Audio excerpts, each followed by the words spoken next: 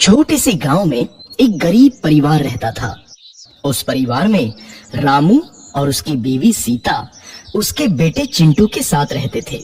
उसी गांव में एक तोता भी रहता था। उसका नाम था रघु। वो किस्मत का धनी था।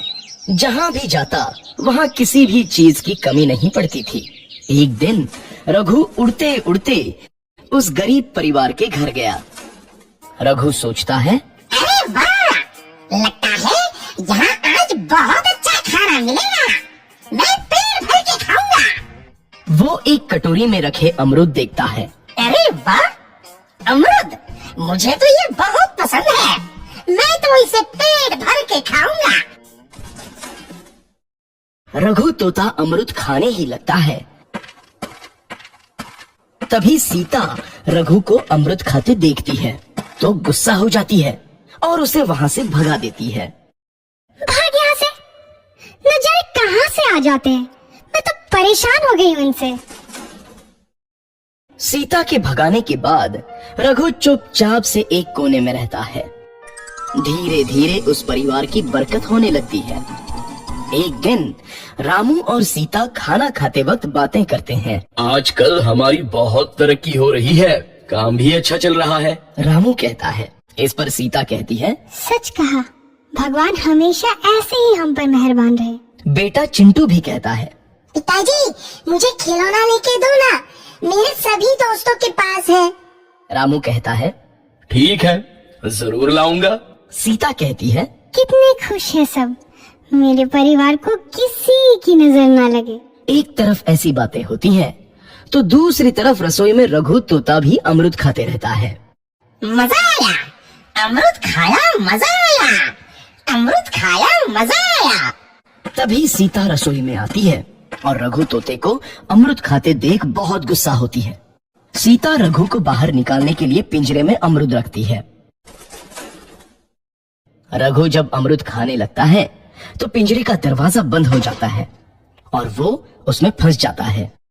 मुझे बाहर निकालो, मैं यहाँ फंस गया हूँ, मुझे बचाओ। अगले दिन सीता पिंजरा उठाकर बाहर दूर उस रघु को छोड़ देती है। रघु के जाते ही उनके घर आई बरकत धीरे धीरे कम हो जाती है। उन्हें बहुत घाटा होता है। सीता कहती है, ये क्या हो रहा है, अचानक इतना कैसे बदल गया? अभी तक तो सब कुछ अच्छा चल रहा था। रामू कहता है, लगता है भगवान हम पर रूठ गए हैं। चिंटू भी कहता है, लगता है अब मुझे खिलौने भी नहीं मिलेंगे। और वो रोने लगता है और बाहर चला जाता है। कुछ दिन बाद रघु तोता फिर से उस घर में आता है। वापस आया, मैं वापस आया, अब मैं जमकर अमरूद खाऊंगा। रघु सीधा रसोई घर में चला जाता है और अमरूद खाने लगता है। कुछ देर बाद सीता रसोई में आती है और रघु को देख कहती है, एक तो घर में पहले से इतनी दिक्कत चल रही है और ऊपर से ये तोता मुझे और परेशान कर रहा है। सीता रघु को वहाँ से भगा देती है। रघु उड़कर किसी कोने में छुप जाता है। कुछ दिन बाद धीरे धीरे उस घर की बरकत वापस आने लगती है। काम भी अच्छे से चलने लगता है। एक रात जब रघु तोता अमरूद खाने जाता है तो पिंजरे में फंस जाता है। ये लोग आखिर चाहते क्या है? एक तोते को शांति से अमरूद खाने क्यों नहीं देते? मैं कौन सा चोरी कर रहा हूँ? बस अमरूद ही तो खा रहा हूँ। तभी रामू वहाँ आता है और पिंजरे में रघु तोते को देख उसे बाहर छोड़ देता है। ये तोता भी कितना जिद्दी है, बार बार वापस आ जाता है। जैसे ही रामू रघु को छोड़ देता है, अगले दिन से फिर से उनके घर की बरकत जाने लगती है। काम में घाटा होता है।